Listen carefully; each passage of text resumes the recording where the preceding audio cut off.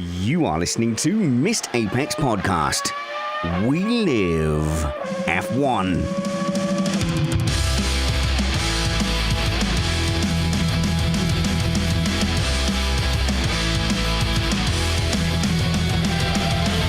Welcome to Missed Apex Podcast. The title of today's show is That's Tears on Your Visor.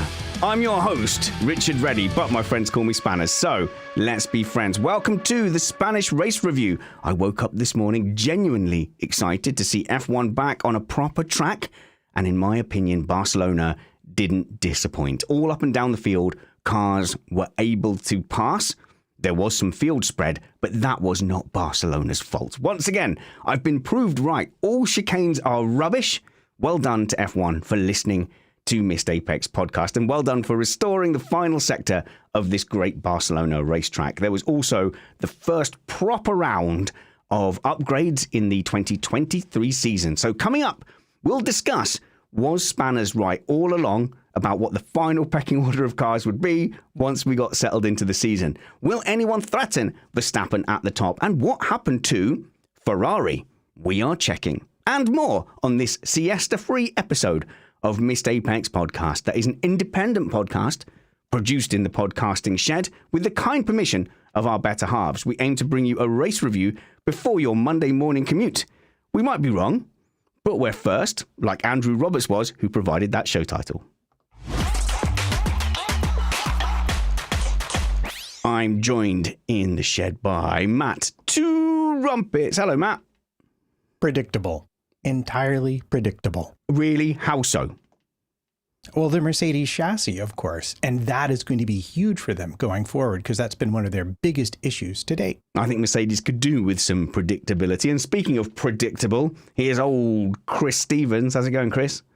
Hey, Spanners. I mean, what a miserable season. The cars can't race each other and then woohoo. No, you just need to get them on a proper racetrack. It feels like this was the start of the season. That's how I feel. Yeah, genuinely, this feels like round two. Like season B, if you like.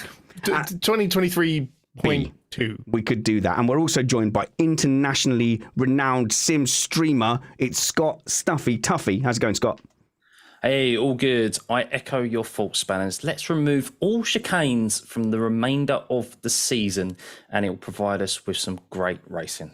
Forever. Yeah, so that's the first topic, I think, today, is thinking about how the chicane affected the Barcelona track. So I think we've been calling for it for years. But, Chris, the main objection in years gone by was that MotoGP wouldn't be able to survive if we did this layout.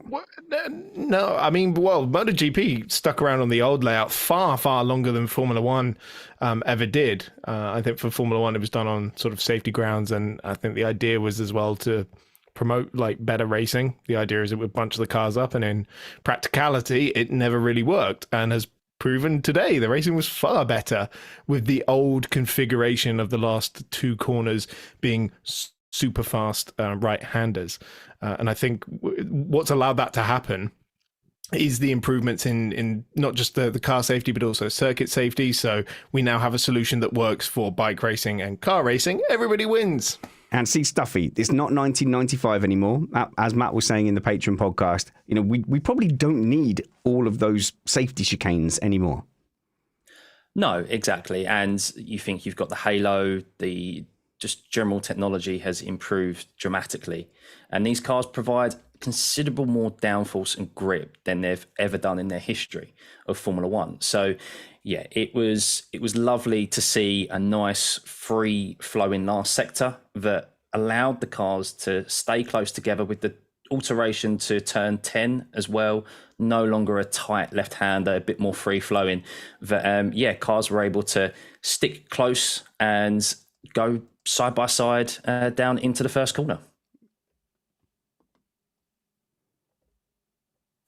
Yeah, well, I just want to get in on that and point out that in particular with this regulation set, the faster the cars are going, the more downforce they are making. So medium high to high speed turns are actually going to be better in terms of following than slow speed, where we have essentially a wildly unbalanced SUV that can barely get around the corner with the amount of lock that they put into current F1 cars. So yeah, the more chicanes we lose now, especially here, the better off the racing should be. Well, like, I know I joked about it at the start of the show, but genuinely, the problem so far this season has been the rubbish circuits that we've been racing on. Spain is only the second proper purpose-built racetrack that F1 has raced on all season. It's all been these new street tracks, or some of them old, that have provided less than brilliant races. And just like last year, we've been complaining about the quality of the races and the fact that these new regulations don't work or whatever. No, you just need them on a proper racetrack. And we got more action in those first 15 laps than we've had in the entire season since Bahrain. Yeah, so we had Bahrain as a proper racetrack. The rest have been temporary tracks. So, I mean, you can see the negotiations. So if you're negotiating with Miami, they do want to be up front, near the front of the season. If you're, maybe you go to Las Vegas and you say, well, you're going to be right near the end of the season. So I'm not a fool.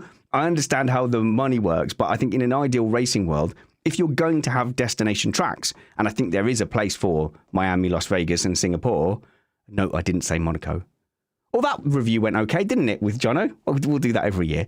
But there's a place for them, but scatter them in. Understand that your product does suffer in one respect when you go to those destination tracks. And I think if they were race 7, 12 and 18, I think less people would complain. But kick off the season every year at Barcelona. Scott, even if it means starting the season in...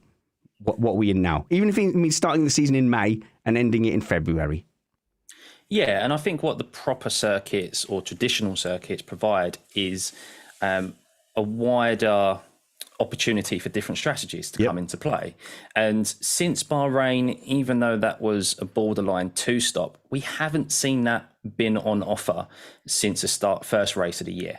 And Barcelona, well, there was an opportunity. It was great to see Pirelli chuck out their preferred strategies as an aggressive free stopper, even being an opportunity. Only one team took advantage of that today, but it was, when have we ever seen a free stopper? It feels like forever since that's even been a viable option. A genuine, and that's what the fast free flowing traditional circuits, which we're now heading into, like the European swing, provide, rather than the temporary street tracks that tyre degradation that Pirelli understandably have been critical of them, but understandably are a bit cautious, because if something goes wrong, there's just concrete walls either side and there's no room for error. These circuits are prepared for these cars and these races, and it was really good to see today. I do want to just add, in slightly in Pirelli's defense here, an awful lot of the circuits we have also been to this season have been almost entirely or mostly resurfaced. And we have learned from Sochi onwards that positively, I guess, affects tire wear, meaning the tire can go longer on new asphalt than on old. And so I think we were seeing the worst possible outcomes at a lot of these street tracks as the asphalt wears in, as the micro and macro textures grow. It could be that we move back towards two stops there and the races get a little more strategically interesting. Wait, Matt, I specifically said, okay, can we just chill on the tire talk this week? And you've gone straight into track composition. I did exactly what you asked. Like a tantrumy child. Like, oh, you want me to eat my dinner? Fine, I'll eat all the dinners. Chris. I beg your pardon, I went to the wrong person. But what I would like to say is enough on the chicane chat for the minute. We will do a show on the 11th and we will discuss exactly which of the chicanes we should get rid of, because I have a list of, well, all of them. But I think the big news this week has to be those Mercedes upgrades. Big dirty news.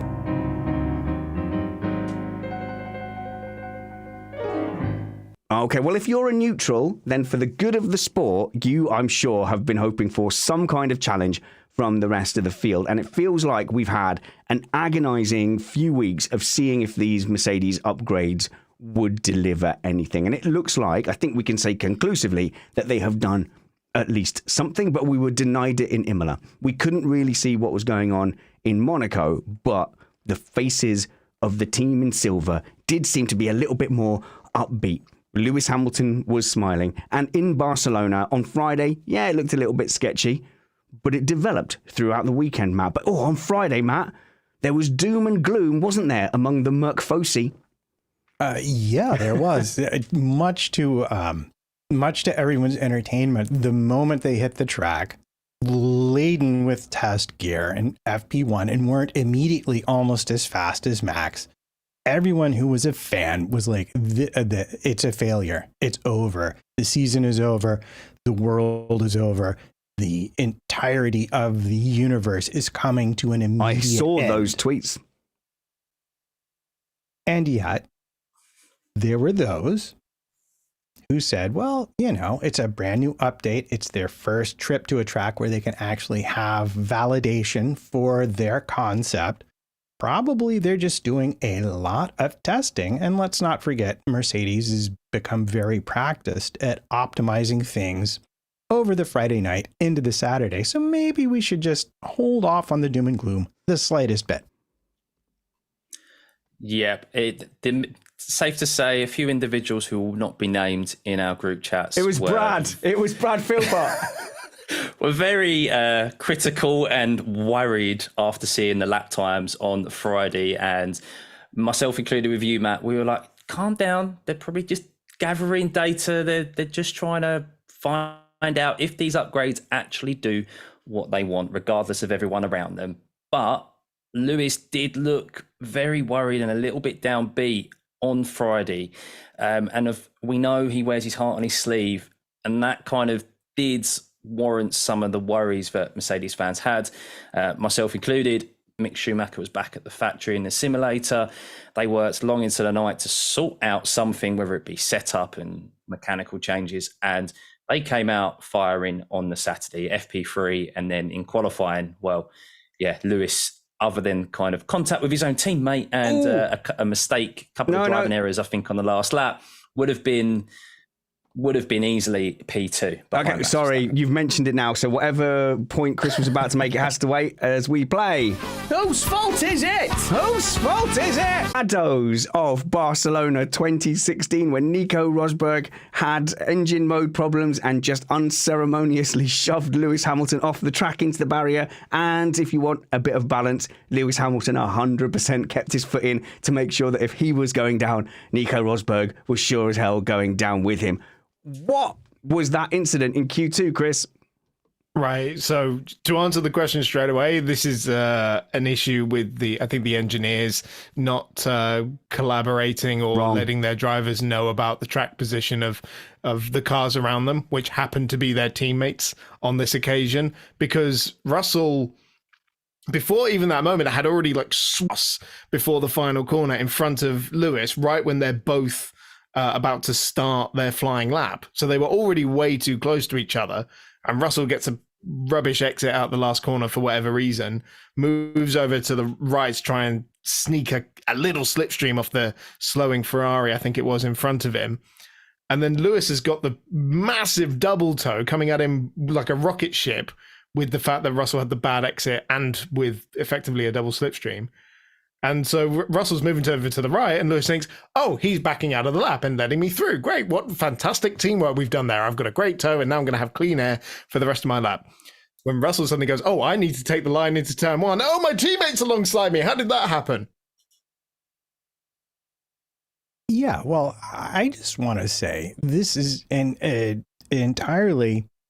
this is one of those things where you just have to assume Russell wasn't aware that Lewis was behind him and wasn't simply trying to get over to that line before Lewis got there. Because remember, of the two of them, Russell was the one that was not making it into Q3 at that point.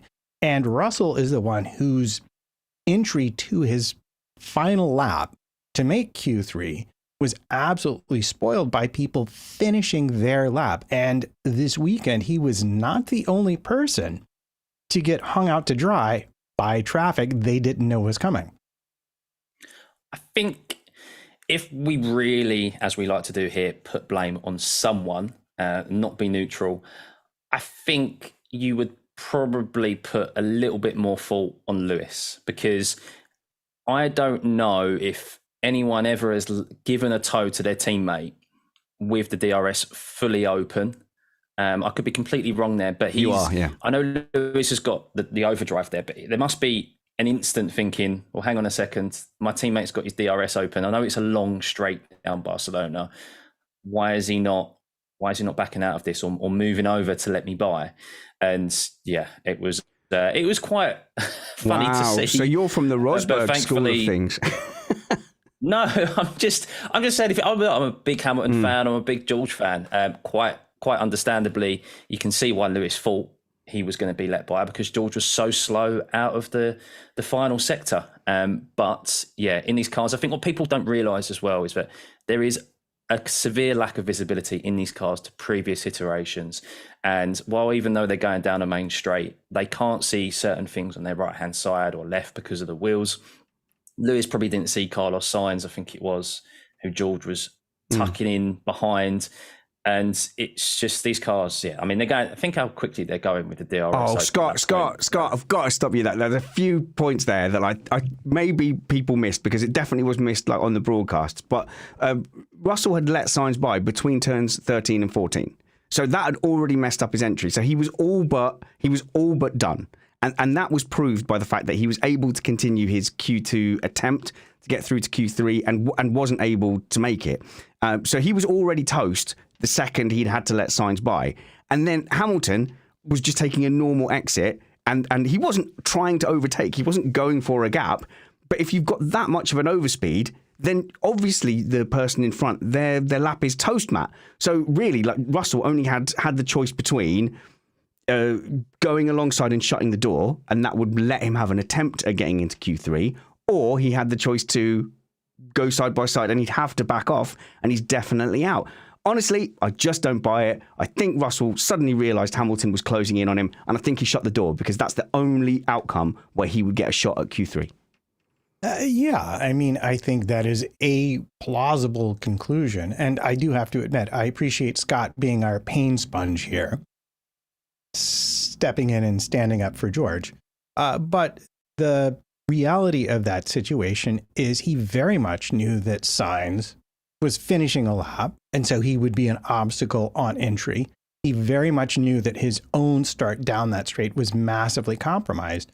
What he didn't know by the team was that Lewis was that close behind him. And, you know, I could mention the word Gasly here, and I could suggest or ask the question, is it time for some kind of an automated system for drivers so they know who's on push laps? And there's a GPS gap that's automatically given to them on their dashboard, regardless of what the team tells them. Okay, so the question I'd like to ask now is, now that we've concluded that was definitely George Russell's fault. I can't see how it's Hamilton's fault. You know, I think he did everything right. All you're saying is he's got to account for his teammate up front stuffing his final qualifying lap and just completely back out of it. But moving on to, like, Merc were pretty successful today. I think they were by far the second fastest team on track, Chris. I think, firstly, we're right, aren't we? They were the second fastest team on track today. And secondly, absolutely, why? Well, brand new side pods. Big side pods. But it was the side pods all along. I told you, it's just side pods.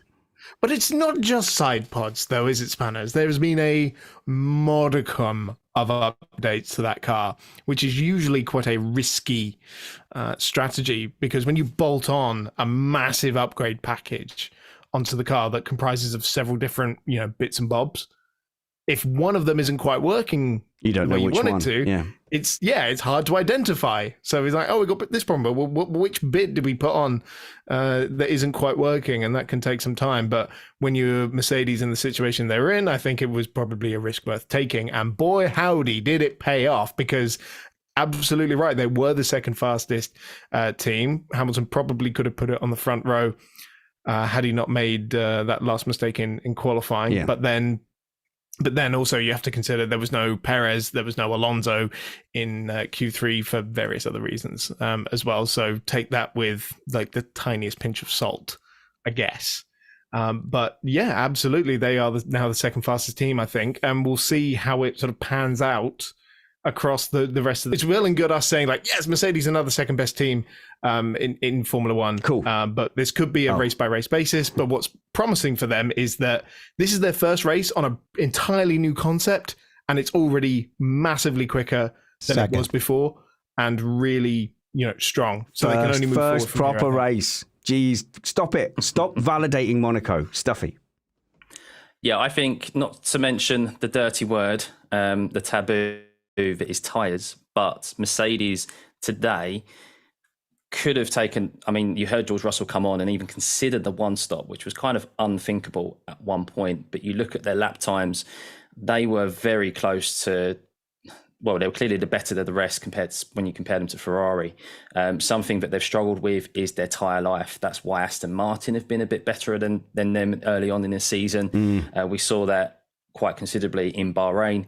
And at a track where it's, if not the most demanding of the tyres all season, other than maybe Silverstone, other high-speed circuits, they were doing really well on those tyres. I expected them to pit a lot earlier on those soft tyres, considering Russell was on new and Hamilton was on used, and they both came on the radio were going, they're good, the tyres are good, let's keep going. I think that's where a massive gain has been found for them, and it just allows them to extract more performance. Matt? Well, I just want to say that if you can look at Mercedes front suspension and tell me that it's the side pods, well, I have a bridge that I'd like to sell you. It's a massive redesign, not only of the aerodynamic concept, but as much of the mechanical concept as they can get away with. So what I want to say to Mercedes fans right now is don't forget, they're stuck with the chassis they came with this season. The full redesign is something we're not going to see until the start of next season. And look at how well they're already doing. And now we're going to talk about whether or not that Red Bull cost cap penalty ultimately causes them some pain at the start of next season and into the end of this season, because Mercedes has a lot more resource to be chasing down. Although they did, spoiler, pass Aston in the World Constructor Championship, so they won't quite have as much as they previously did. So, if you were a content creator that had been saying to everybody, look, this Aston Martin thing, it's going to be temporary. And I was starting to look like a mug because we've got into race 6 and where was the Mercedes upgrade? So yeah, we have been made to kind of sweat on this a little bit because this would have come out in Imola. And I'm pretty sure, or the Occam's razor, the simplest thing to say is that they would have had this kind of baseline platform in Imola too.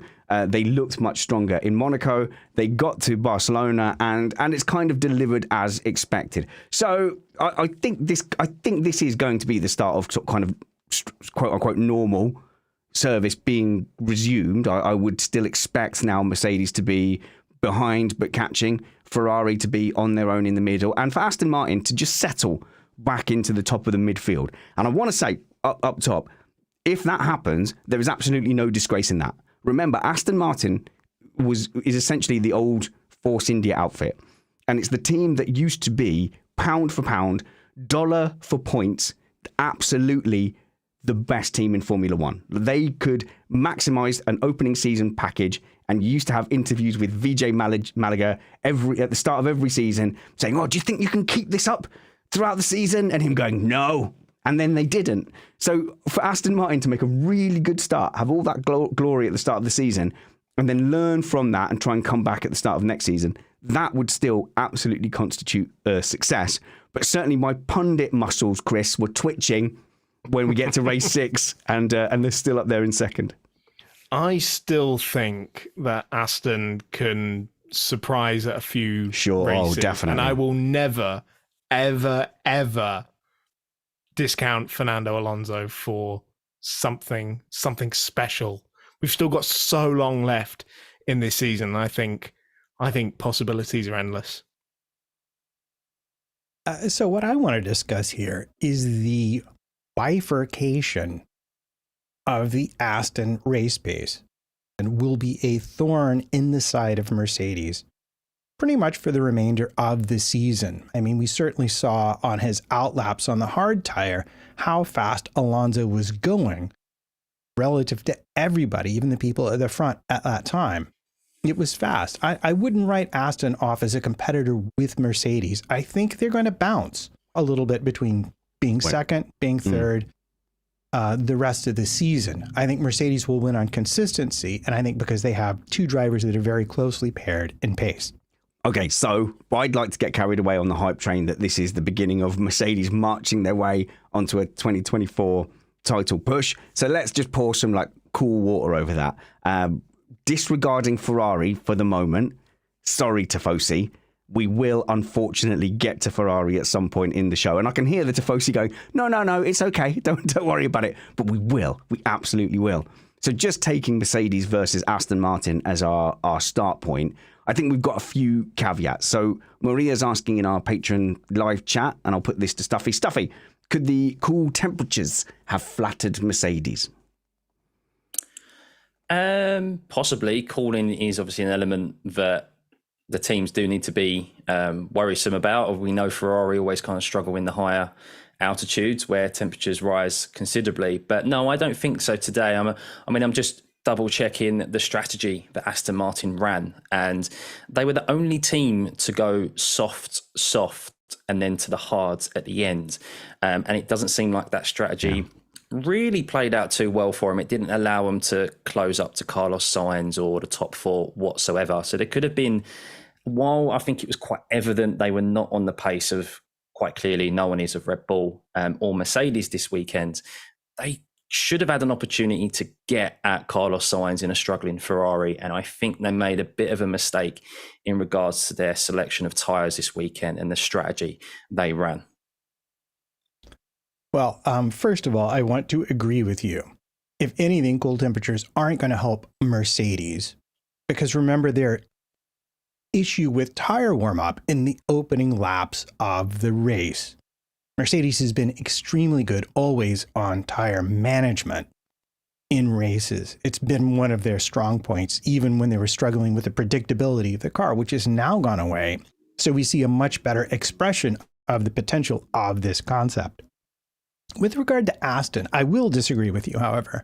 I think soft, hard was an excellent way for them to go because it allowed them maximum attack early in the race when other people were having to manage more because they knew they weren't running long stints and they had more grip to get closer on corners and chase down on straights, which works for them with their slightly higher drag overall concept. But you are looking at Stroll not attacking Sainz. I'm looking at Alonso going from 10th to 6th and clearly could have been 5th if he chose to be, based on the lap times I saw. And I'm thinking that's a pretty good recovery for an Aston under these circumstances. I agree with you, Matt. I think Aston's whole weekend was compromised the minute Alonso went into the gravel on the opening lap in qualifying. And that was on his out lap as well. I think he just hit like a damp patch or something because the rain was sort of lingering right at the start of qualifying. And I think that floor damage initially was probably worth around 8-9 tenths per lap. And then by the time they got around to the final lap in Q3, the repairs they'd been able to do maybe got it down to about 4 tenths or something like that. And then supposedly it should have been fixed by the time the race got around, maybe not operating at 100%, but obviously that then puts you out of position, and it's still not the easiest track to overtake on. It's better than it's been in the past, but still not the easiest. And I think had he been further up the order, we might have seen a slightly more competitive fight between Alonso one-handed against the two Mercedes. And this is it. And this is where Mercedes really do have an advantage over the other teams. So if it was out and out a Constructors' Championship and most championships scenarios, you would say, I want that Mercedes pairing, because the Aston Martin driver lineup looks particularly weak and particularly vulnerable. So Alonso has an off weekend, goes through the gravel, causes some damage. He's not there. Look how poor the Aston Martin suddenly looks. Yeah. So what if that wasn't Alonso? What if that was Vettel? What if that was Sirotkin? You can make a team look very, very bad by not having a premium driver content lineup. They say drivers make no difference in F1, Chris, but we're seeing it now. If Alonso has a bad weekend, Aston Martin have a bad weekend, to the point that most people are now saying they're the fourth fastest car. Obviously, seeing a representative Alonso weekend will give us a better idea of their actual performance. Yeah, and especially against a team like Mercedes, who has, in my opinion, the best driver lineup in Formula One right now. So, not to say, Stuffy, that Stroll is a mug. That move on lap 1 and the kind of stalking, being patient up the top of the hill, pretty good. Yeah, I mean, Lance Stroll has got ability. He has got a racing pedigree. He's not there. Well, we know why he's there, because his daddy owns the team. But he has got some racing chops. But it is quite clearly being shown that Alonso is outperforming him. And as you say, if Alonso has a bad weekend, Lance isn't there to step up when Alonso is having a bad qualifying or makes the odd mistake. And the other teams have that, arguably not Red Bull in regards to Perez this weekend. But yeah, it's especially against Mercedes with George's start, which was phenomenal this weekend. I think he made up 4 places on the first lap and was one of the highlights of the races. You're not seeing Lance Stroll ever do that as technically the number 2 driver. Well, to be fair, Lance Stroll did make all the corners, so whereas Russell didn't bother. Matt, low bar. Okay, so we can go to the Russell thing in a second, but if I am going to be defending Lance Stroll, I do believe he gained 2 places in the first lap. His Achilles heel ahead of a certain Lewis Hamilton. Was that sarcastic applause? Yeah. Yeah, just sorry.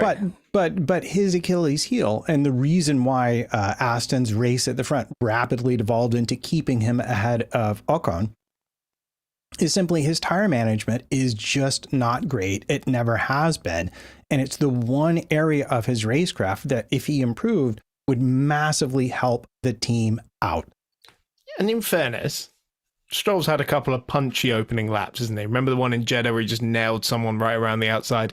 Did the same to Lewis Hamilton, just casually round the outside of a 7-time world champion. It hasn't been there all the time, of course. And in defense of Russell as well, I think he'd made up those places before they actually got to turn 1. And he still did the correct thing, the thing you're supposed to do, going through the little escape road and around the bollard. But I'll probably talk about that later as well, because I hate the fact that there's just such an easy runoff area at that corner, because every single year we see somebody go side by side in there and then just decide to bail out the corner.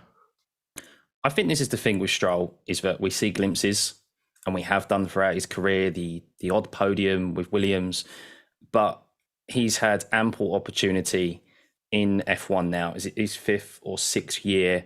And he's just doesn't do it consistently enough for a race distance. And if he didn't, as we say, kind of quite often, if his dad didn't own the team, he probably would have been out of a seat a long time ago. But he's got a nice Fernando Alonso with him this year, not Fernando Alonso of old, letting him keep hold of positions. So, look, zero threat. Exactly. Well, if we're in the midst of the Lance Stroll fan club competition, maybe not so much for his actual driving, I will hand it to him that when they interviewed him after qualifying and said, "How does it feel to beat your teammate?" his immediate response was, "Well, he had massive floor damage, so I don't think that's relevant in the slightest." So whatever we can say about his racing on track, as a person, he's being annoyingly hard to dislike. Okay, and then I know we're flip-flopping between Mercedes and Aston Martin here, but to see Lewis Hamilton there fighting at the top, I do think, if you look at the ultimate pace, it looked like Lewis Hamilton could have completely disregarded where Max Verstappen was, and he was racing as if he was managing a lead for like the non-Verstappen race win. Matt? Yeah, I would agree with you. In fact, I would think that the movie we're just discussing, with Stroll getting ahead of him early on, very rapidly put paid to any dreams Mercedes might have had of having a closer gap to Max. And once those were gone, the only thing they cared about was the podium position for Hamilton finishing second. And they did a wonderful job of managing the tires and the car, Lewis and the team, to get him there. But no, I don't think we saw Mercedes' absolute pace there. And I would say the same for Max at the front. We did not see his absolute pace during the race. I think they could have gone faster as well. His off tracks, notwithstanding. Do we want to talk about the off track stuff? What you said first. I was just going to say, in regards to outright pace, just looking at the fastest laps of the race, Max got fastest lap with a 16.3, and then it was Perez with a 16.6, and Lewis Hamilton only 100th behind. So definitely pace in that Mercedes, and with Hamilton, it was a good race by him. He caught up Sainz a couple of times and overtook him on track. Really confident. You could tell that he had a glow on his face after the race and after qualifying as well compared to Friday. That's one of the interesting things. So I'm watching the live timings with the mini sectors, and Verstappen sets his fastest lap, and then you think, well, that's that. So I think it's telling that Mercedes even thought they could go for the fastest lap. They were all on similarly aged tyres. I think Verstappen had slightly newer tyres than Hamilton, but suddenly, the purple mini sectors were flashing up, and I was like, oh, he's going for it. And he wasn't far off. But I think that really shows how much they're managing, during that phase. Well, yeah, completely. But I also think it shows up the difference right now between the Mercedes and the Red Bull. If we flash back to Saturday's qualifying, we have Lewis saying things like, man, this car is still hard to drive. I think the Mercedes on light fuel at the absolute margin is still a bit of a handful. But when we slow down to race pace, which is what they have clearly been optimizing this car for, because now we can follow, we can pass, qualifying doesn't matter as much. On race pace, I'm very interested to see how much development gets them and how close it gets them to Red Bull by, let's say, by the time we get to Brazil, for example. From a driver's point of view, Lewis Hamilton had contact with Lando Norris, but whose fault is it? Okay, Chris, I actually, on first view, I thought this was a bit rude by Lewis Hamilton. It looked like he was aiming to go around the outside of Carlos Sainz into turn 2, trying to have the inside on the long, sweeping turn 3, realised it wasn't on, ducked in behind a slowing Sainz and caught out Lando Norris. What do you think? I think this is Max Verstappen's fault. Yes. And this is not going to win me any favours. Actually, no, it's a good point. I didn't even think of this. Yes, go on then, let's do it. It's all the butterfly effect, dear, because Sainz has got a mega run here on Max Verstappen and thinks, I'm going to take the lead of my home race, send that crowd going wild, right? But Verstappen did exactly what he did 2 years ago against Lewis Hamilton, where he just edges over to the edge of the track and go, no, you are not getting around the outside of me, and forces Sainz to back up, right? So then he has to sort of check up and take the slow line through too. And Hamilton, upon seeing that, we go, if I undercut him, then I can get the better exit and nail him around the outside of 3 maybe, or get him, at least alongside or something like that. But Norris has still kind of just got his nose ever so slightly alongside him. So it's a kind of a concertina effect. And, I would say complete racing incident, but you want me to put a name. No, you want me to put a name to it. So it's all starts with Verstappen pushing Sainz wide. Love it. Okay, so I asked, whose fault was it, Hamilton or Norris? And you say Verstappen. Scott, Stuffy Tuffy. The Verstappen incident is a discussion that we can have a little bit. I totally agree with Chris, but in that incident, I do think it's Norris's fault. I just think regardless if there is a slight check up there from Lewis, there's not enough room and not enough of an overdrive. He's not far enough alongside to kind of warrant his car being there. And that's why his front right wing that catches Lewis's back tyre. And I think it's just a bit of a brain fart, really, in that instance, that has unfortunately cost him a very lonely day at the back of the pack. If he was just a little bit more cautious and didn't look at maybe the inside, because he would have had to get up on the curb anyway, and he didn't have that drive, he would have been in this race for the long run. Take Carlos Sainz's kind of outlook on it. He could have hung it around the outside. Why not have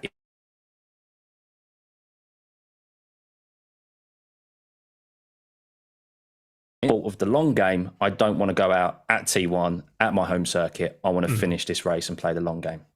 And Hamilton was so lucky not to get a puncture from that, because it was clearly enough to just tear the right side of Norris's wing off. How different would we be talking about Mercedes' pace?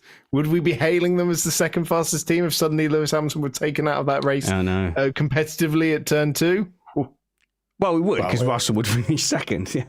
Probably. Exactly. Yeah. Okay, so but in that incident there, I like what Scott's saying, which is you have to leave a little bit of margin. And we talk about the drivers' different approaches to lap 1. Norris is always aggressive, so he's going for it. And from P3, and he never thought in those interviews that he was giving pre-race that they could hang on to that and be P3. So he said, I want to cling on. So I can't really blame him for fighting and trying to take every inch, not wanting to get swamped in T1 and lose that position.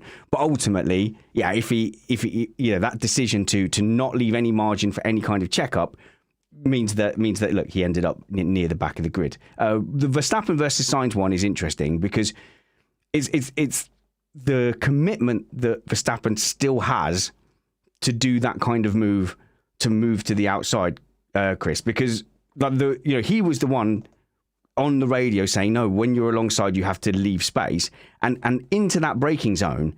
I mean, technically, by the time he got to the outside, there was nothing there because Sainz had seen, right, no, Verstappen's lifting off and definitely going to the outside.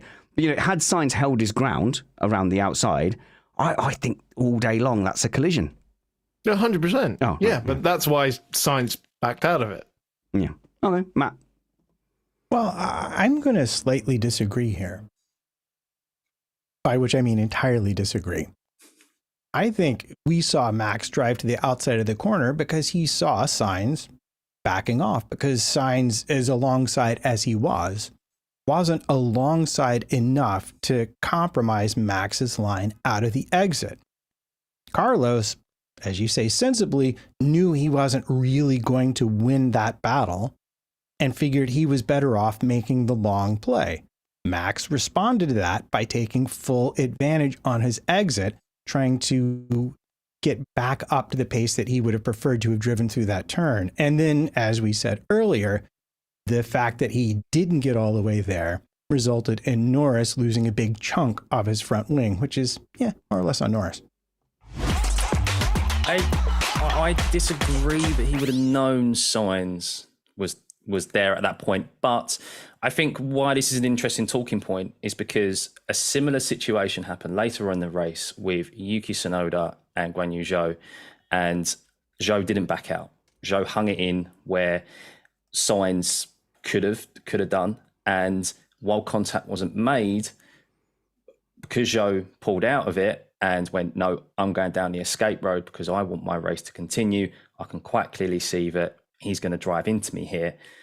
There was then a penalty dished out, which was good to see from the stewards. I think for too long, incidences like this, because there hasn't been a resulting accident or contact happening, the driver who's gone in very heavy-handed into these corners, driving people off circuit, has got away scot-free, whereas now that isn't the case.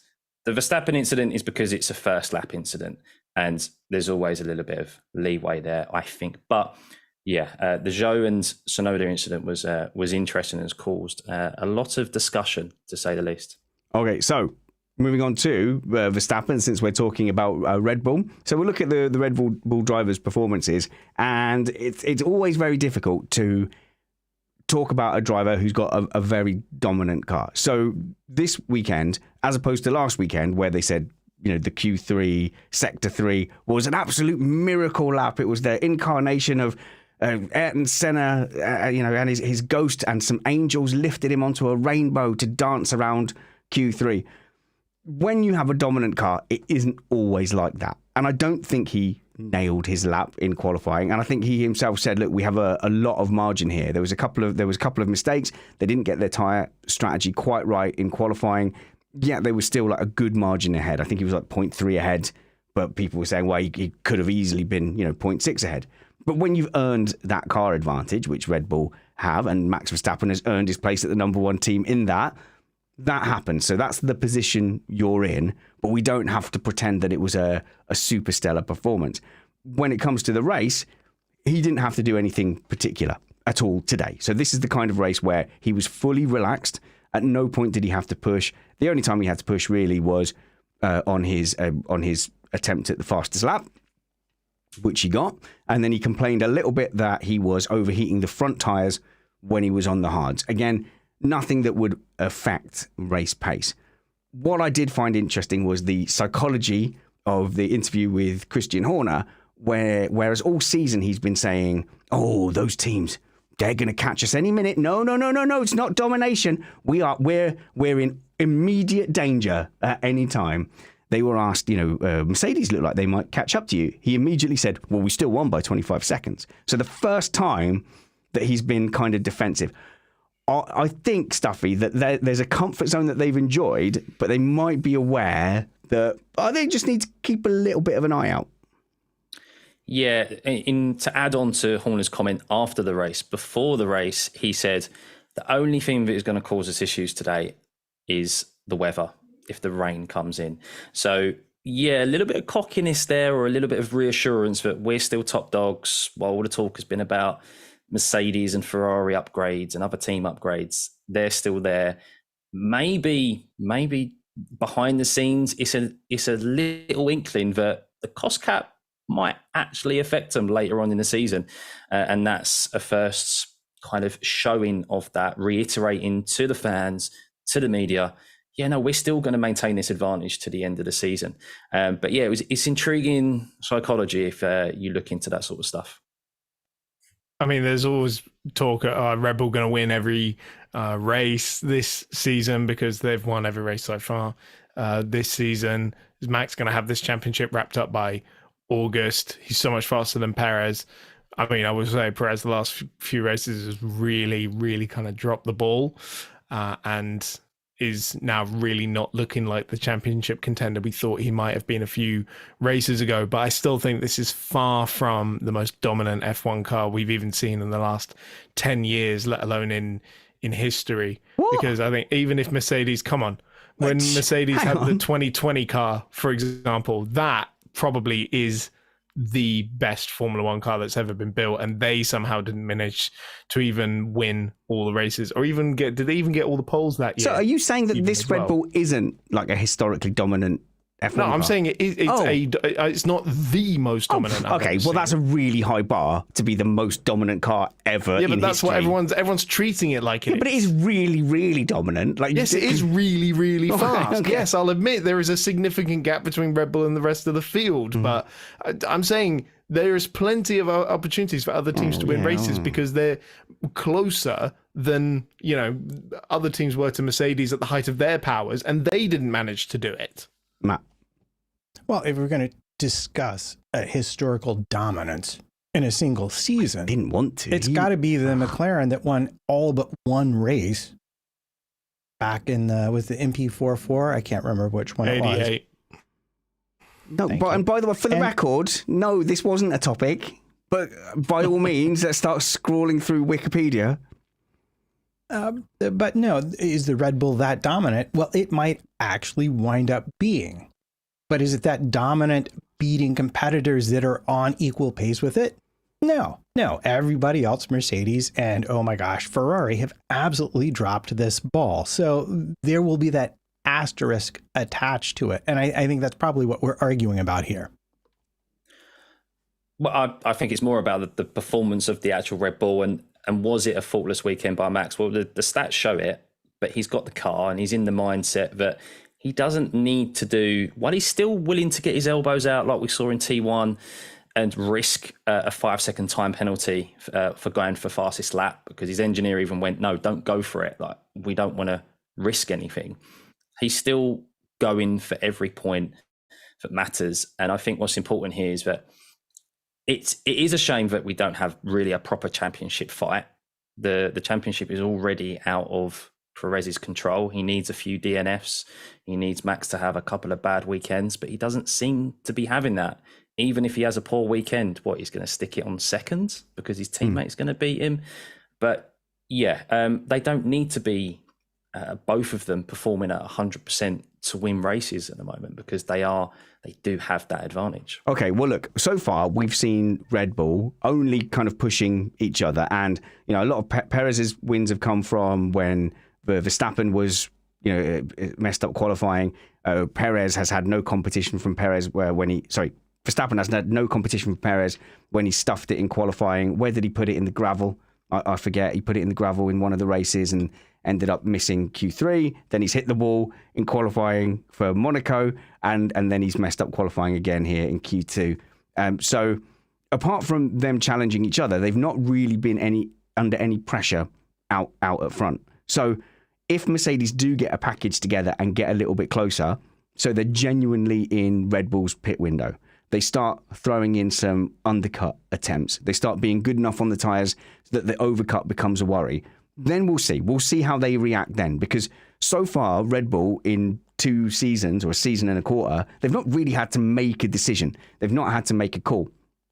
And we did see with the Mercedes dominance in 19 and 20, when suddenly they had Verstappen and Red Bull pushing at their door, they made a few errors. You know, the pit stop mistakes started creeping in. They started being found to be overcautious on those snap safety car decisions.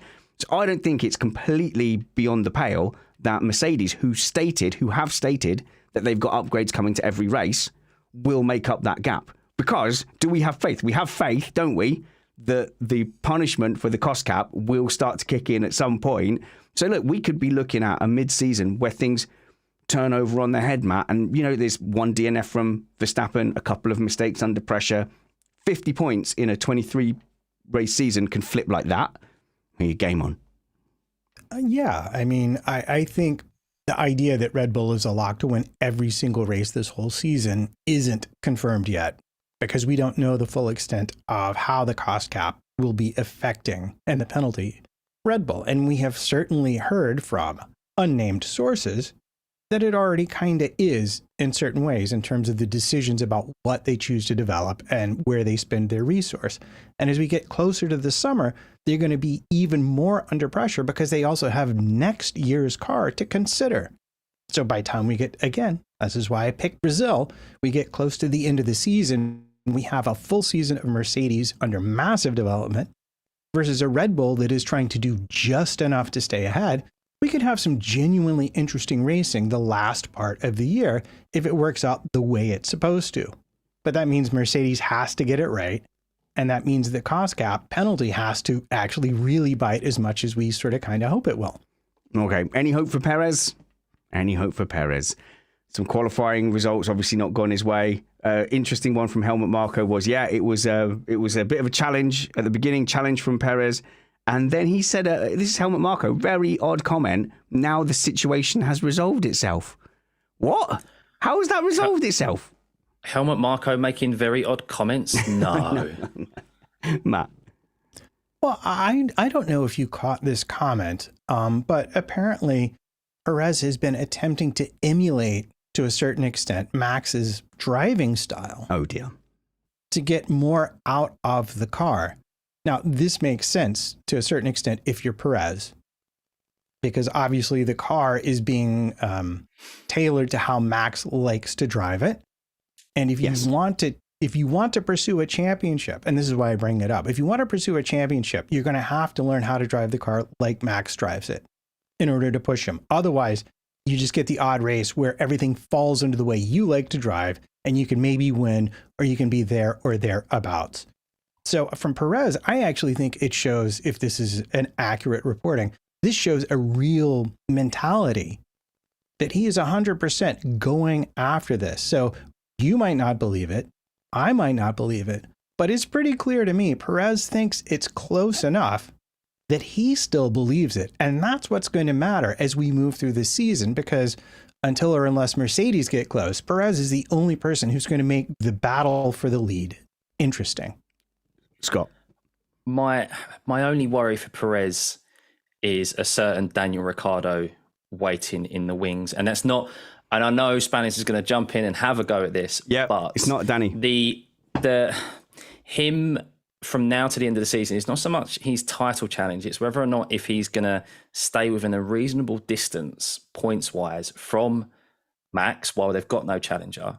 And if Mercedes come in and he starts not being that wingman, or at least coming into play for wins and helping Max, even though he's trying to fight for a championship, they've got someone who Max gets on absolutely brilliantly with. The team seem to love him. They're gushing over him every single time they're asked about him in interviews, ready to step in there. And even then, you've got the likes of Lando Norris, who is sitting there in a McLaren that he's not happy with, who gets on really well with Max. So I don't know. I feel like this might be last chance saloon for Perez, and we could maybe see a driver change at the end of the year, regardless of what happens. So, yeah, you guys, I'm a big Perez fan, but I'm starting to get the vibe, and this is coming from Red Bull management, that this might be Perez's last season. I think the closer he gets to threatening Verstappen, the more under pressure his position has actually become. So last season, he was doing well at the start of the season, signed a contract, then won Monaco in those circumstances, and that kind of locked him in. This season, I think maybe it did look a little bit too close for comfort, and you don't know what's going on in the background. You get the feeling they would like a number two, maybe someone younger coming through who is looking to just be there to be the number two and learn, and not have ambitions at king toppling until Verstappen decides to go and be the Kaplunk champion instead. But I think the name being bandied around is Yuki Tsunoda, so I'm going to go out there and make an early call. Yuki Tsunoda for that Red Bull seat for 2024. It's not going to be Daniel Ricciardo. They got him in for marketing. He's doing a good job there. He's going to be 34 years old next season. They said in the sim, we've seen some weird stuff. His driving style's gone odd. They're not going to start and rebuild him. They're not going to RoboCop Daniel Ricciardo at 34 years old. Tsunoda's the future. Anyone else want to come in on that, or should we move on? Kind of makes sense. Either that or Nick De Vries leaves and Liam Lawson comes in. He's clearly been G'd up to come in next year, I think. So, yeah, I reckon it could be a little merry-go-round in the Red Bull seats next year. Looking forward to it. Nice, move on.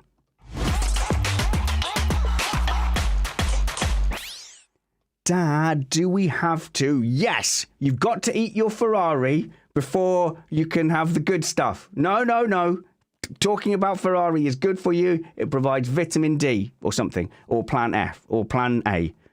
Ferrari, who wants to go? Who's the biggest Ferrari fan? I don't think we've got an out-and-out Ferrari fan here, but who would consider themselves Ferrari adjacent? A well-wisher.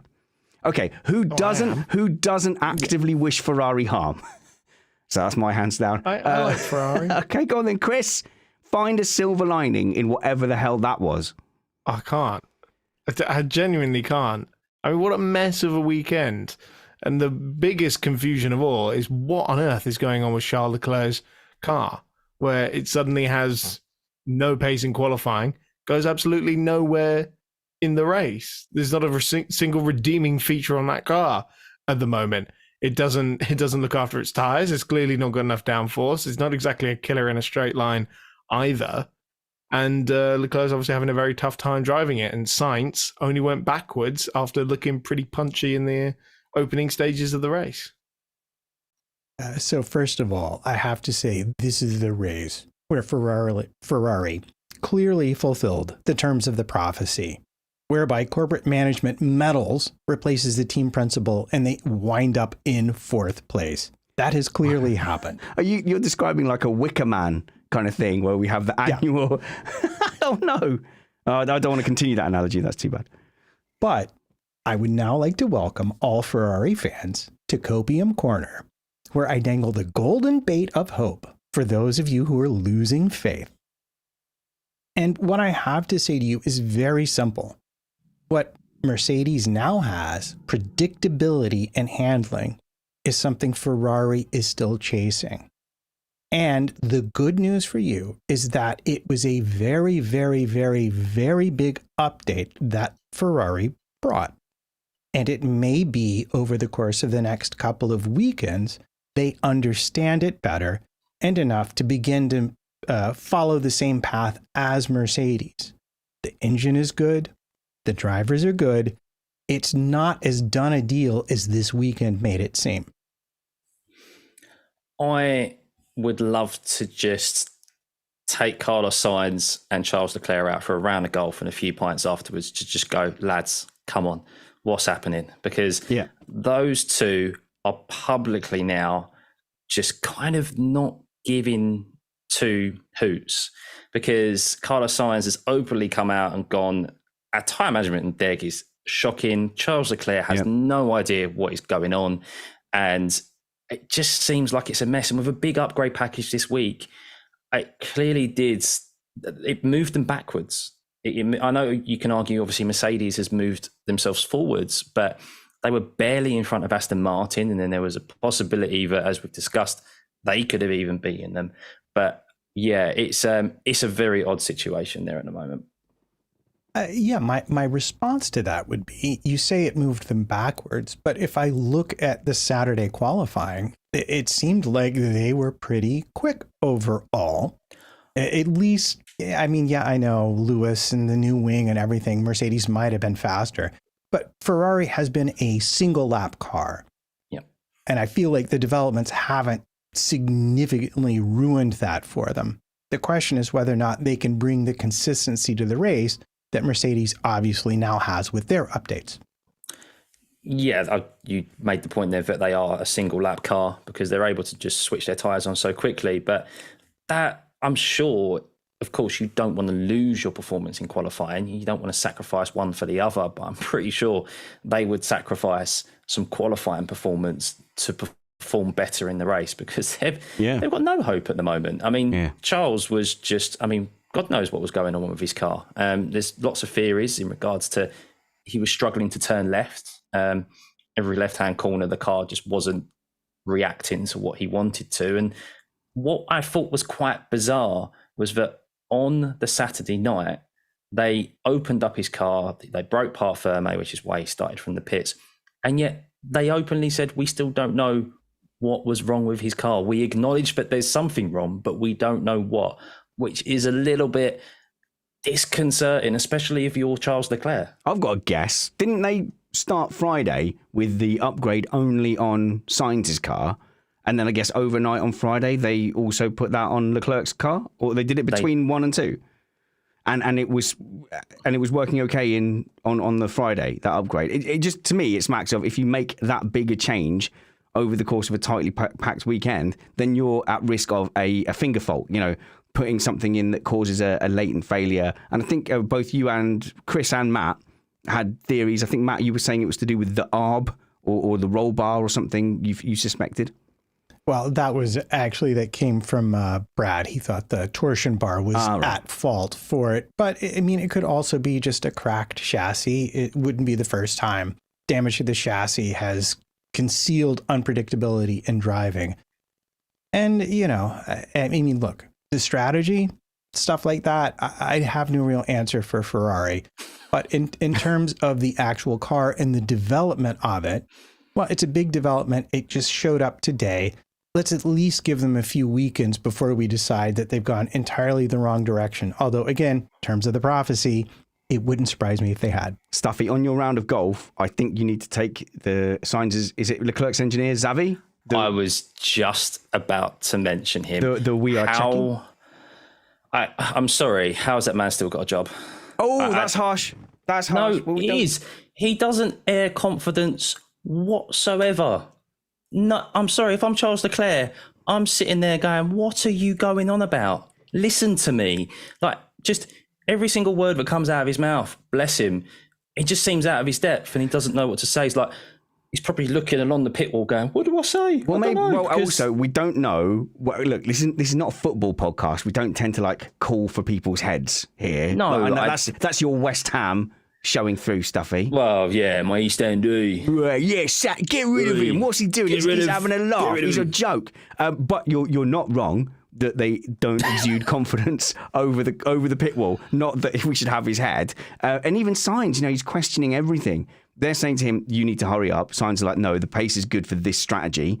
And it feels like, actually, later on they disagreed as well. They wanted him to pit to mediums. He was saying why, and then he kind of gave up questioning it. But all through that, the pit wall were racing Ferrari. Sainz was racing for protecting the fourth place. So like they weren't on the same page at all. I just think even if Ferrari disagree with the driver's suggestions, and you hear it with Lewis and George in regards to Mercedes and Red Bull as well, the engineers come back with authoritative and confident statements that no, this is the right decision. Yeah. We're doing this because of this reason. They never do that with the Ferrari drivers. They kind of go, okay. So, yeah, it's like they're trying to play a balancing act. Well, we don't want to upset you, but it's not the right decision. No, like, be authoritative. You have to put your foot down at some point. Yeah, sorry, I think I was saying, exactly. So Ferrari thought they were racing the Mercedes, basically, Matt, and Sainz looked to be a bit more realistic, and he was saving his tyres for that Perez fight. And maybe the pit will really cost Sainz, a place in the end, because they were getting him to chew up his tyres and then come in for pit for mediums, where he was trying to save his tyres and go long so he'd have something in hand to fight the Red Bull coming through.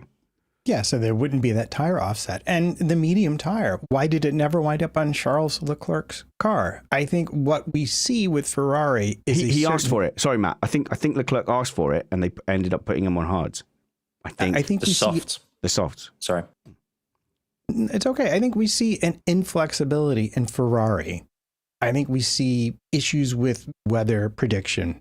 I mean, honestly, you should just listen to Red Bull radio, because they're like, okay, now it's raining in turn 5. Now it's raining. They could save a lot of money, get rid of their meteorologists and just listen to Red Bull radio. That was from Monaco. But the medium tire was there. It was obviously a usable tire because the temperatures on the track were dropping a lot. So you had similar-ish to soft tire performance, but longer tire life. And they just whiffed it. They didn't even consider it, because someone in Maranello made the choice yesterday, based on probably an incorrect weather forecast, that the medium tire would be unusable, and it was never thought about again. And that is a problem. Feels like to me, again, it's the age-old Ferrari thing that we say, and I'd love to know how right I am about this. I do feel like Ferrari, up and down, from driver down to pit crew, it just feels like everyone's operating in an atmosphere of fear and not wanting to mess up, and you can get choked on that. If you don't have the freedom to fail into a safe place, you end up failing a lot harder through not being able to express yourself and not trying. Okay, so another disastrous weekend for Ferrari. A few teams did kind of look a little bit healthier. Chris Stevens at Chris on Racing. McLaren, like we really didn't want to damn them with faint praise, but if you qualify P3, you get a little bit of praise. Yeah, absolutely. But it was a bit of a sort of a damp squib, wasn't it? Not really representative of where they are. I mean, props to them. It's still a massive 180 from where they were at the start of the season. But even Norris was not expecting to even be in the points, despite qualifying where he did, such as the pace of that car at the moment. Yeah. And it was actually amazingly, the AlphaTauris who were the ones sort of scratching away at the lower points paying positions, which is amazing considering that they had one of the worst cars on the grid a few races ago.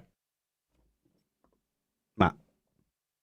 Yeah, well, I would agree. Were it not for the penalty that Tsunoda collected. You mean that ridiculous, unjustified, completely irrational penalty? So you've got an opinion on it. I missed all that, Chris. What happened? Oh man. Let me preface this by saying that Tsunoda basically did less than what Verstappen did on the opening lap. Right. But Guan Yu Zhou decides he's going to bail out. Oh, I did see by it. going across. There was a penalty for that runoff. That was what it was. Right.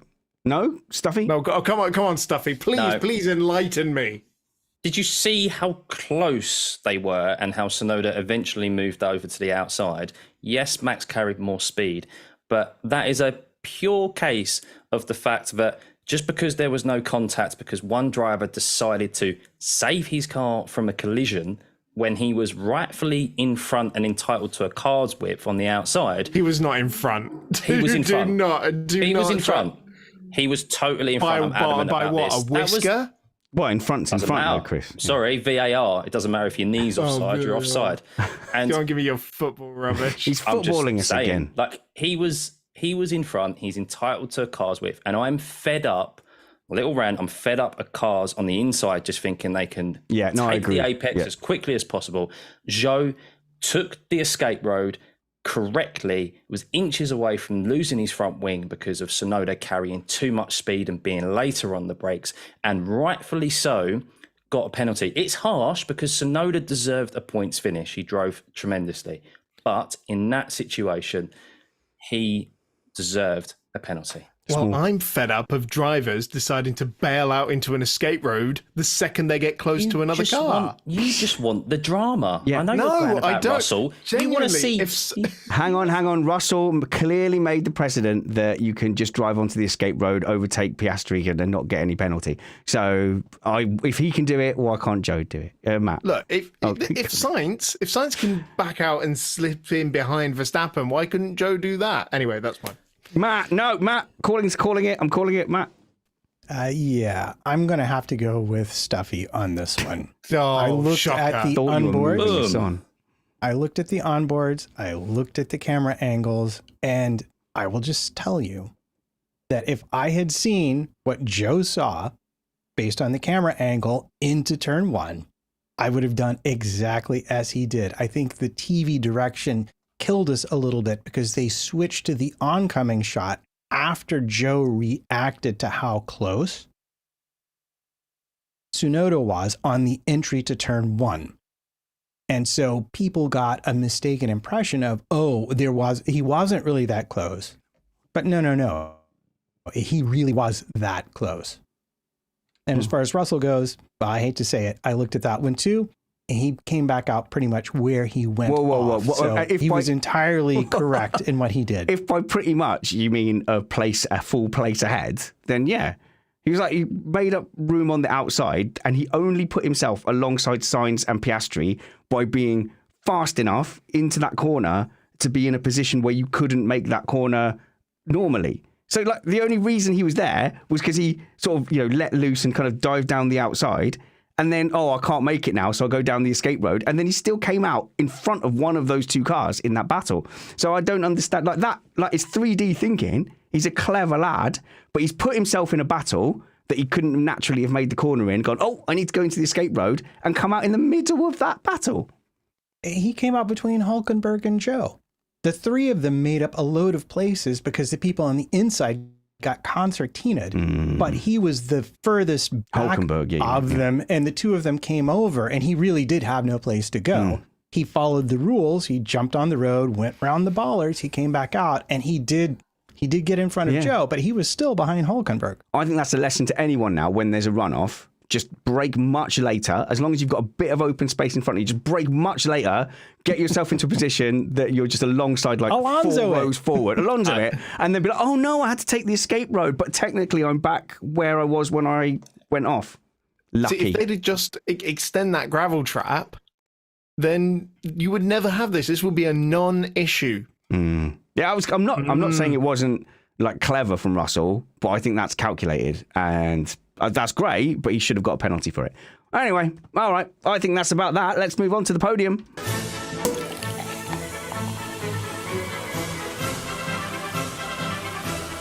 A stellar Formula One Grand Prix, and I hope there's no one out there saying there was a lack of entertainment in that Barcelona Grand Prix. That was a fairly standard A1 type Formula One race. There was enough intrigue on the strategy where people had to choose and navigate their way through the tyres, and the soft tyre actually making an appearance was reasonably interesting too. A few people trying to strong arm that and turn it into a one-stop unsuccessfully. A couple of people 3-stopping and that turning out, not to be the way forward. But it was a track reinvigorated finally by the common sense of getting rid of that chicane. Only all the other chicanes to go. But good.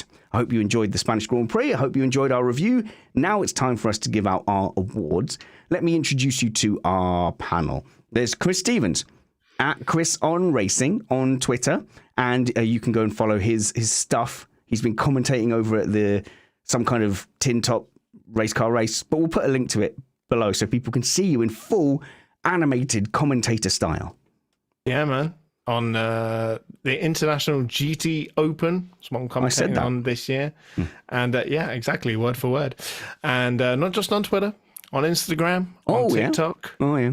I've upped my TikTok game. I've posted 2 TikToks this year. Okay, we'll post a link to one or the other of them. But Chris, go and follow Chris. You don't have to. Go and follow Chris Stevens at Chris on Racing on Twitter. Chris, what do you think was... we didn't do the bumper. What was your thing of the weekend?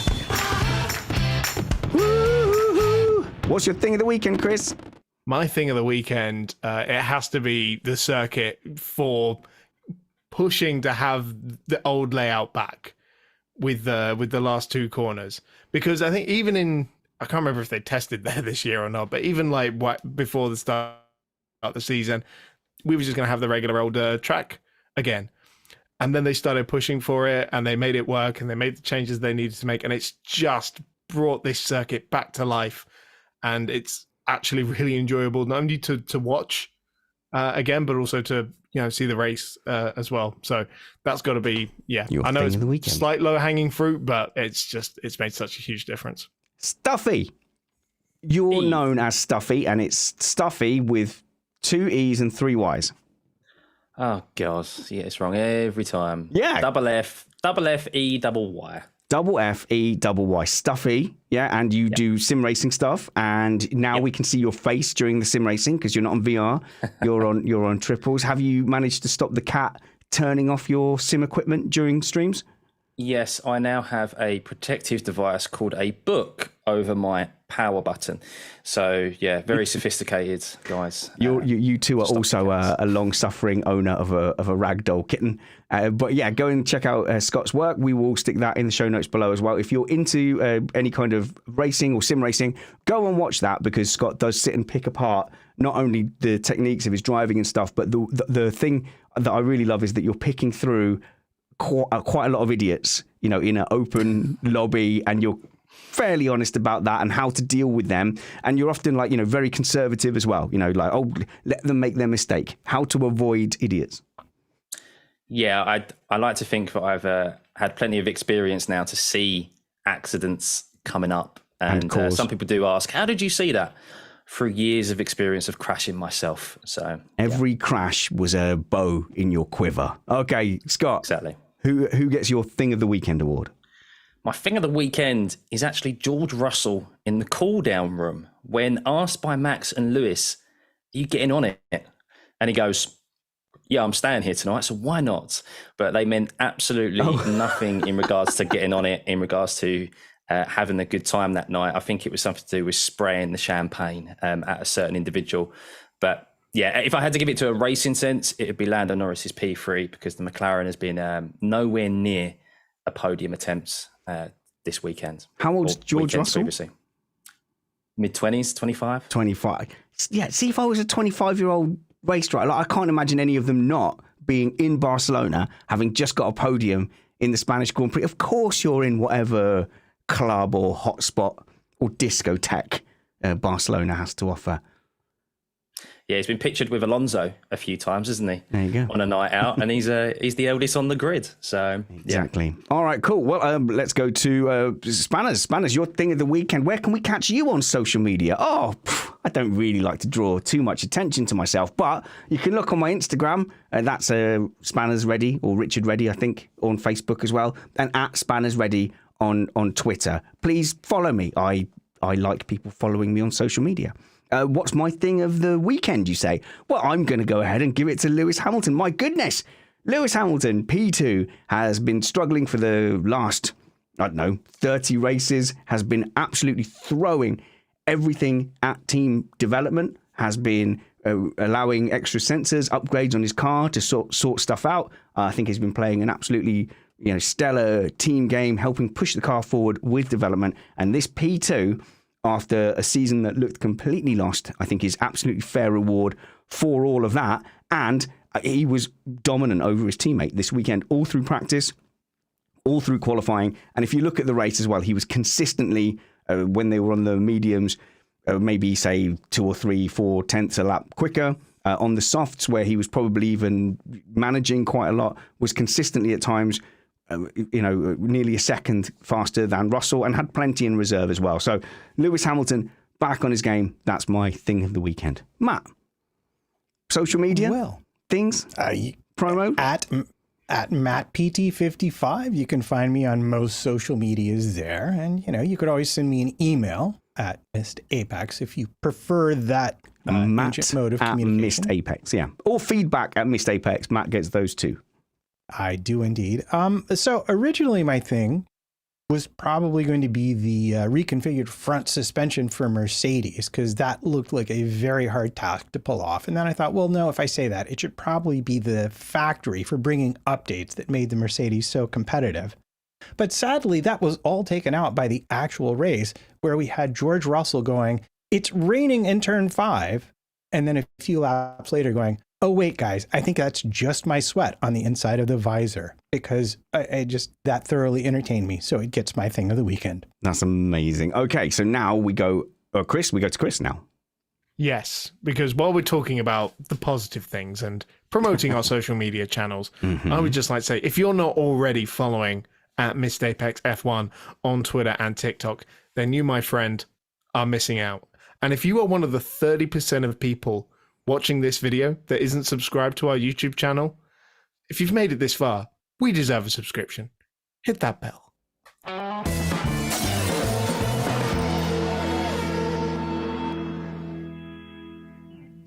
Not going to lie, that was pretty slick. I'm bad at doing that sort of thing. I should always say like and subscribe, but I never remember to, probably because I'm 43 and I'm just not on that kind of stuff. But yes, please, if you listen to us from our website, or you just find us on the Spotify website, please subscribe to us on your podcatcher. That really, really helps our download figures. Subscribe to us on YouTube, and check out the YouTube if you're a podcast listener, and vice versa. If you're mostly a YouTube person, just have it downloaded on your podcast app as well. And then we're there for you if you are suddenly stuck on a train, or you're fighting several small duck-sized horses and you find yourself bored.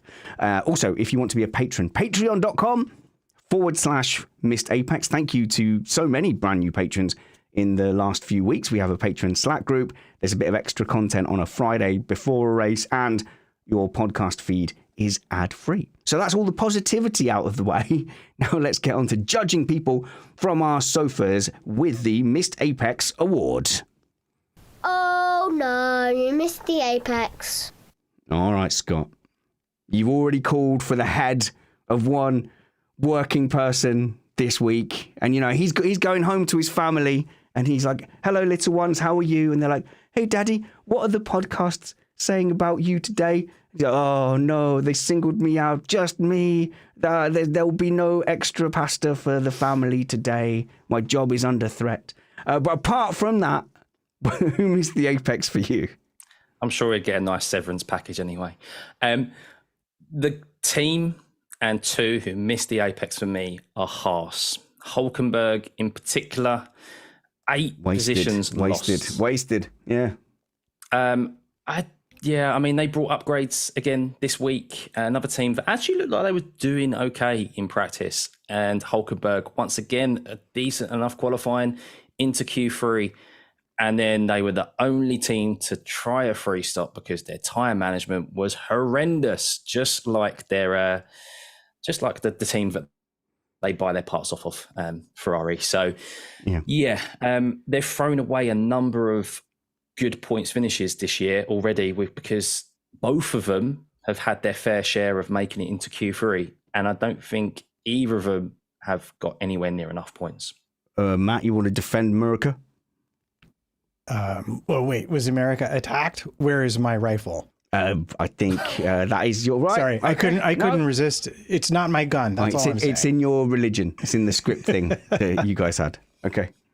No, if we're talking about who really missed the apex, you might say that it was Haas, who had terrible tire degradation. But I'm going to blame Lando Norris for raising the hopes of McLaren fans everywhere with his qualifying, and then losing 14 places in the race, which I think is even bigger than 8, if I have calculated that correctly. It was a mirage, McLaren fans.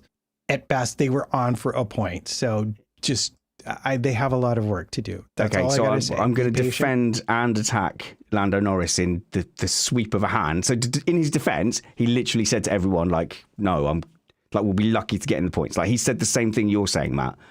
But also, whenever we do see Lando Norris really up front with a chance, it goes a little bit Hulkenberg, doesn't it? So, like, when we see him up front with, like, the chance for the win, that chance for the podium, that's when we see the mistakes creep in, and his best performances have been lower down. Is that harsh? Because I know there's a lot of Lando Norris fans out there, and I am happy because he used to be so fun and happy, and then he went through a real mardy phase, and he started the season super mardy. This weekend, all weekend, he seemed really upbeat and happy. So I don't know whatever happened, whatever porridge they're giving him at McLaren, keep giving him that porridge and sprinkles, because he seemed kind of back to his bubbly self. So a flip-flop between just completely slating him and praising him. I don't know which side I'm landing on. Well, it's a tough one because he has thrown away a win in the past, arguing with his engineers. He has had some good podium finishes and some great battles and some amazing drives. So he's a little bit unpredictable, isn't he? So I'll go before Chris. Chris can end the Missed Apex Awards. But my Missed Apex Award is going to go to Esteban Ocon for trying to absolutely murder Alonso down the straight. What on earth was that blue wrecking ball doing? That was Schumacher-esque. Unbelievable. But we're short of time. We're short of time, so there's no chance for anyone else to respond. No, go on. Stuffy then, Matt. Go on. I was just going to say, yeah, we've conveniently glossed past Alpine's performance today. I wonder why that may be. I was saving it till last. No, that was dangerous and late, and I'm surprised more hasn't been made of it post race as well. Go on, Matt. Why was that somehow okay? Well, as the only person here who probably went back and watched Alonso's onboard, we watched it. One, I would say that if you watch it from Alonso's onboard, the move wasn't that big. The move that Ocon started was roughly simultaneous with Alonso's move to go around him. And obviously, once Ocon was aware of him there, he did move and leave room for him. And it was before the braking zone, and you're entitled to one move. But I have a killer argument here. Go on, then. One that you cannot possibly refute, no matter how much you'd like to. And it's very simple. I listened to the onboards to well after that move happened. And do you know who never said a thing about that move? Say Alonso. He never complained about it. And I'm just going to say, if he was unhappy about it, I'm thinking we would have heard something. So in the post-race interviews, Alonso definitely didn't make a big deal of that at all. But I don't know, Chris, it seemed really wrecking ball to me. I see what you're saying. TV making drama. I think you create the drama where if you let the car get within 3 or 4 car lengths of you and then you suddenly jink to the right, I think that's what creates the drama. I think it was late, it was aggressive, but it was, borderline okay. But I'm just going to ask, Alonso was directly behind him. Yeah. How does Ocon know where he is with only side view mirrors until Alonso moves out? And I think people miss that, but he would have known that Alonso was coming, and he clearly decided he wanted to be on the inside, but he decided that about the same time Alonso, who waits to the very last second to pulled out.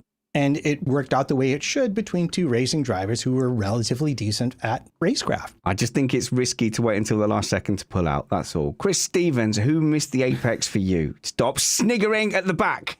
Unbelievable. Chris Stevens. Oh, Spanners, you're on a roll this weekend, my friend. Hang on, not everyone listened to the Patreon pod, so people don't know. Yeah, but this is a really great advert for it, isn't it? No, you're all wrong. You are all so sorely mistaken, my friends, because the clear winner of the Missed Apex Award this week is one Mr. Checo Perez for being so abhorrently far away from that car's potential. Yeah, I'm a big Perez fan, and that's probably not particularly unfair. And we have to go now because we do have a strict 1 hour policy here at Missed Apex Podcast, so we've got to go. But if you want to follow any of our panel, the links are all magically in the show notes below. Go and follow Scott, Stuffy, Tuffy on his iRacing streams, catch up with Chris and all his PR and commentary goodness, catch up with Matt, who blows through a tube that's only got 3 buttons, and follow that Spanners Ready fella. He's the best one. Until we see you next, work hard, be kind, and have fun. This was Missed Apex Podcast.